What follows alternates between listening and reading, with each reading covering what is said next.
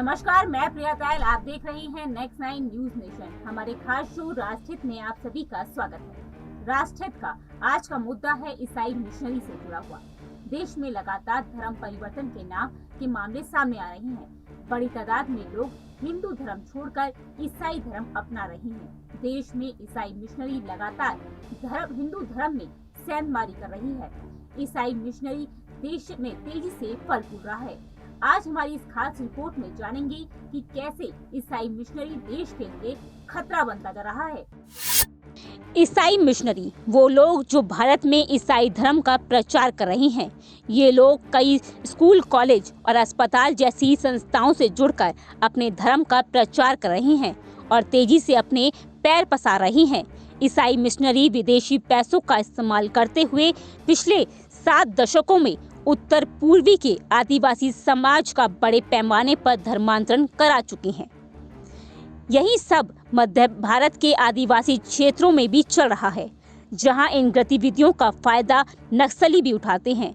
विदेशी पैसे का धर्मांतरण के लिए इस्तेमाल देश की सुरक्षा और स्थिरता के लिए बड़ी चुनौती को जन्म दे रहा है। जनगणना के मुताबिक 1991 के बाद से छत्तीसगढ़, झारखंड और उड़ीसा की आदिवासी क्षेत्र में ईसाई आबादी बढ़ी है। छत्तीसगढ़ के जैसपुर जिले में ब्रह्मटेड़ा में जो झारखंड और उड़ीसा से सटा हुआ है, ये एक बड़ी आदिवासी बेल्ट है। ये आदिवासी बेल्ट अगर घर वापसी का बिंदु है तो धर्मांतरण का भी एक गढ़ माना जाता है। जैसपुर में बहुत धर्मांतरण हो रहे हैं। जैसपुर धर्मांतरण का भी केंद्र है। जैसपुर एक ट्राइबल एरिया है, पिछड़ा एरिया है। यहाँ ज्यादा षड्यंत्रकारी शक्तियाँ काम करती हैं। बाकी बॉर्डर पर झारखंड है, वहाँ भी बहुत धर्म परिवर्तन हुए हैं। काफी हिंदू ईसाई में कन्वर्ट हुए हैं, लेकिन इस पूरे क्षेत्र में सालों से लोगों को हिंदू धर्म में वापस लाने का एक बड़ा अभियान चलाया जा रहा है, जिसमें आर्य समाज, बीजेपी, आरएसएस, विश्व हिंदू परिषद, बजरंग दल और संघ परिवार के कई दूसरे संगठन शामिल हैं। इस क्षेत्र में अभियान का नेतृत्व बीजेपी के जाने माने नेता प्रताप सिंह जूदेव के हाथ में है, जिनके पिता दिलीप सिंह जूदेव ने ये काम 1985-86 में शुरू किया था। वो प्रधानमंत्री अटल बिहारी वाजपेयी के मंत्रिमंडल के सदस्य थे और इस अभियान को आगे बढ़ाने में उनकी अहम भूमिका रही थी। अपने पिता की मृत्यु के बाद प्रताप सिंह ने 2013 में ये काम शुरू किया था।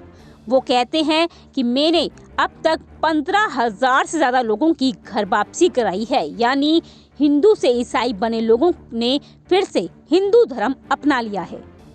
यही हाल पंजाब में है, जहां बड़े पैमाने पर सिखों को ईसाई बनाया जा रहा है। खबरों के मुताबिक पंजाब में प्रदेश में ईसाइयों की संख्या 7 से 10% हो चुकी है। ईसाई मिशनरी का हिंदू धर्म में सेंधमारी का खेल आज से नहीं बल्कि सालों से चल रहा है। महात्मा गांधी ब्रिटिश शासन के दौरान ईसाई मिशनरियों के कामों से बेहद परेशान थे। महात्मा गांधी जीवन भर ईसाई मिशनरियों द्वारा सेवा कामों के नाम पर किए जाने वाले धर्म परिवर्तन के विरुद्ध रहे।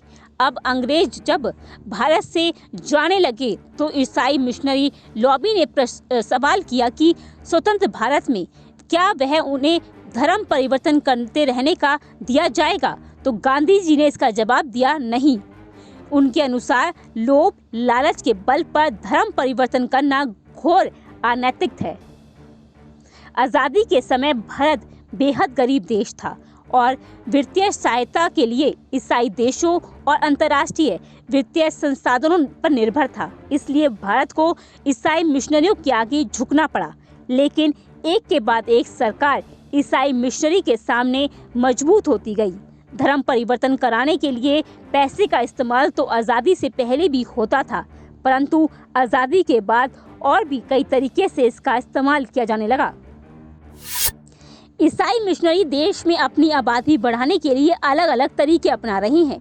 NCPCR की रिपोर्ट में बताया गया है कि देश में धार्मिक रूप से अल्पसंख्यक ईसाइयों की आबादी सिर्फ 11.54% है, जबकि स्कूलों के मामले में देखें तो कुल स्कूल के 71.96% स्कूल इन्हीं के हैं जो कॉन्वेंट या ईसाई मिशनरी नाम से जाने जाते हैं।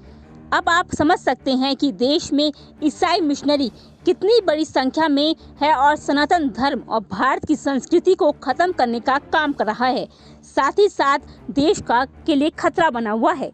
Bureau report, next 9 news nation. ईसाई मिशनरी जिस तरीके से हिंदू धर्म में सेंधमारी कर रहा है और देश के लिए खतरा बन चुका है, ऐसे में जरूरत है कि देश में एक धर्मांतरण विरोधी कानून लाया जाए। धर्मांतरण को लेकर 8 राज्यों ने अपने अपने कानून जरूर बनाए हैं जो जबरन धर्मांतरण को रोकने के लिए बनाए गए हैं, लेकिन वो उतने असरदार नहीं दिखाई दे रही हैं। धर्मांतरण की घटनाओं को रोकने के लिए जरूरत है कि एक कानून सख्ती से बनाया जाए। आप क्या सोचते हैं इस बारे में कमेंट करके जरूर बताएं। फिलहाल इस रिपोर्ट में इतना ही। देश और दुनिया की बाकी बड़ी खबर देखने के लिए जुड़े रहिए नेक्स्ट 9 न्यूज़ नेशन के साथ।